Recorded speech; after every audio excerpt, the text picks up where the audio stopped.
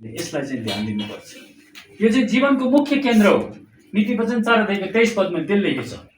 सबैभन्दा बढी चाहिँ हामीले यहाँ ध्यान दिनुपर्छ। इसलिए ध्यान से देखो कि कैसी चाल चलती हो निर्बुद्धि के समान नहीं। अब निर्बुद्धि कसलाई भन्यो? जसले परमेश्वरको वचनलाई विश्वास गर्यो, अपनायो है, तर जीवन त्यसलाई प्र्याक्टिकल अनुभवमा त्यो गएन, प्र्याक्टिकली उसले त्यसलाई गर्न सकेन। समय आयो, समयका साथमा उसले सम्झौता गर्यो, परिस्थितिसँग सम्झौता गर्यो, परिस्थितिसँग हात मिलायो, चुक्यो अनि त्यहाँबाट रिपेन्ट भएर फर्किनु पनि चाहेन।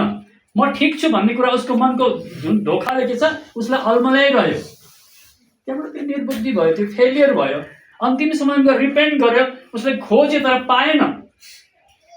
खोज्यो, उसले जानु खोज्यो, म जानुपर्छ भन्ने उसलाई थाहा थियो, तर जान पाउँछु भन्ने उसले आशा राख्यो, तर सकेन। हाम्रो चाहिँ त्यस्तो नहोस् भन्ने परमेश्वरको वचनको अर्थ चाहिँ यही हो। आज हामीलाई पवित्र शास्त्र यसै कारणले दिएको छ, पवित्र आत्मा यसैले दिएको छ, किनकि प्रभु यीशु मसीह आउँदै हुनुहुन्छ। प्रिपेयर गर्नको लागि पवित्र शास्त्र र पवित्र आत्मा हामीलाई दिएको छ। अब यसलाई हामीलाई प्रिपेयर गर्ने कसरी गर्ने? भित्री हाम्रो चाललाई, हाम्रो मनलाई, हाम्रो विचारलाई नियन्त्रणमा राख्ने चाहने परमेश्वरको इच्छा हो। अनि हामीले स्वतन्त्र इच्छा अनुसार यो हामीले उहाँलाई दिने। मैले तपाईँलाई यसरी भनेको होइन कि हामीले त्यसो गरेको छैन, हामी गर्दैछौँ, तर यसलाई अझै हामीले गर्दै जानुपर्छ। यसमा अझै डेभलप हुँदै गर्दै जानुपर्छ। यसमा अझै हामीले परिश्रम गर्दै जानुपर्छ। किनकि जति जसो त्यो फिनिसिङ हुँदै आउँछ नि, उति बेसी परिश्रम मेहनत हुन्छ, उति मसिनो काम हुन्छ। मोटामोटी काममा त्यो फाउन्डेसनको कामहरू, त्यो स्टार्टिङको त्यो रफ काम हुन्छ। फिनिसिङ काम चाहिँ एकदम मेहनतको साथमा हुन्छ। हेर्नुहोस्, यो घरमा यहाँनिर अब रङ लगाउने, पुटिन लगाउने काम कति मजाले त्यो सिरिज पेपर, पुटिन डबल लगाएर, सिरिज पेपर लगाएर, फेरि त्यहाँबाट प्राइमर लगाएर, त्यहाँबाट रङ लगाएर, त्यहाँबाट कति मजाले त्यो फिनिसिङ गर्छ। कुनै पनि कुरालाई फिनिसिङमा बहुत ध्यान दिएको हुन्छ।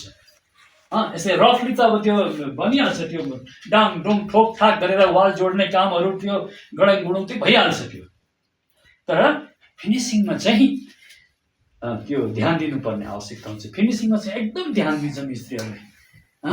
यसो त्यो परमेश्वरको आत्माले हामीलाई, अब हामी फिनिसिङतिर गइरहेको छौँ होइन। हाम्रो फाउन्डेसन चाहिँ भयो, बिल्डअप हुँदै हुँदै हुँदै हुँदै आयो, स्ट्रक्चर बन्यो, तर अब यो फिनिसिङ हुँदैछ, फिनिसिङ हुनु परेको छ। यसमा चाहिँ मुख्य कुरा छ।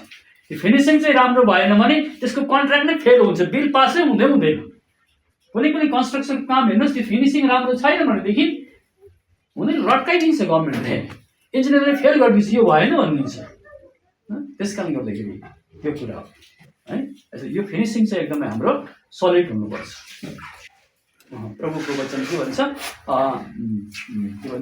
पछिको काम चाहिँ राम्रो हुनुपर्छ। आउनुहोस् अब आफ्नो पाठमा। निर्बुद्धि के समान नहीं पर बुद्धिमान के समान चलो। यहाँ चाहिँ हिँड्नु पर्ने छ। यहाँ चाहिँ हामीले बसेर हुने छैन। यो चाहिँ आत्मामा हिँड्नु हो।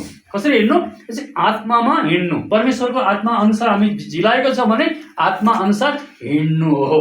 कता हिँड्नु थाहा छैन, अब्राहमलाई थाहा भएन कता जाने, तर परमेश्वरले जा भन्नुभयो अनि डाइरेक्सन दिनुभयो। उसले एक कदम बढायो, अर्को कदममा उसको त्यहाँ डाइरेक्सन आयो, निर्देशन आयो। परमेश्वरले उसलाई रोशनी दिनुभयो, यता जा भन्नुभयो। त्यस प्रकारले हाम्रो जीवनमा पनि त्यही कुराहरू परमेश्वरले सुम्पन्नु भएको छ।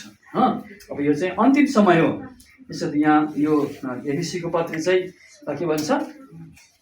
एबिसीको पत्रीले चाहिँ यो पहिलो अध्यायले चाहिँ तपाईँको परमेश्वर